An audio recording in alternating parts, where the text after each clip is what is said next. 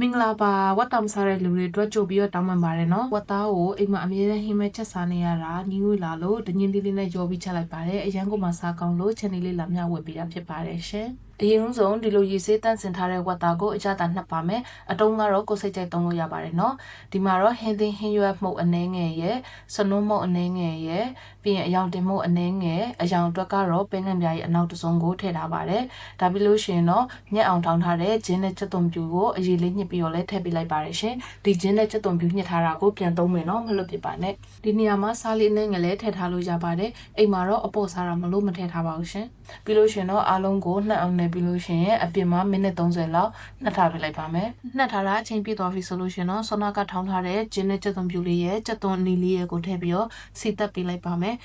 ဒီနေရာမှာဝတ်သားကစီထွက်တတ်တာအကြောင်းရယ်ပြီးတော့အိမ်မှာလည်းစီကိုနည်းနိုင်သမျှနည်းအောင်စားတာအတွက်ကြောင့်စီကိုနည်းနည်းလေးပဲထည့်ထားပါနော်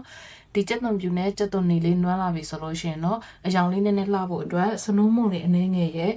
အယောင်တင်မုံလေးအနှဲငယ်ရိုးကိုပါလီကလေးထည့်ထားပေးလိုက်ပါတယ်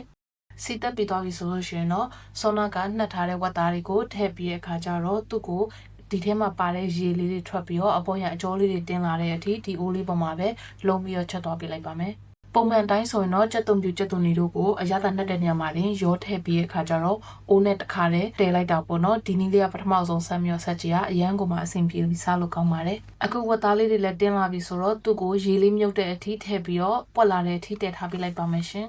ဝတ်သားကိုတည်ထားတဲ့အချိန်မှာဒညင်းသီးကိုဒီလိုမျိုးလေးတွေပြားနေအောင်ထုတ်ထားပေးလိုက်ပါတယ်ဒါမှသူကအရသာဝင်ပြီးတော့စားလို့ကောင်းမှာပေါ့နော်ဒီမှာတော့ပြုတ်ထားပြီးသားကိုသုံးတဲ့အတွက်ထပ်ပြီးတော့ပြုတ်စရာမလိုတော့ဘူးမဟုတ်လို့ရှင်တော့ပြုတ်ရမယ်ပေါ့နော်အခုဆိုရင်ဝတ်သားဝပထမတရေလဲခန်းသွားပြီပေါ့နော်ဒီနေရာမှာဝတ်သားနုမနုကိုစစ်ကြည့်လိုက်ပါမယ်ကိုကြိုက်တယ်ဆိုလို့ရှိရင်တော့ဒညင်းလေးကိုဒီနေရာမှာရောလို့ရပါပြီဒီမှာတော့တိတ်ပြီးတော့မကြိုက်သေးတဲ့အတွက်ရေလေးနဲ့ငယ်ထက်ထက်ပြီးတော့သူ့ကိုပြန်ပွက်လာအောင်တည်ထားပေးလိုက်ပါမယ်ရှင်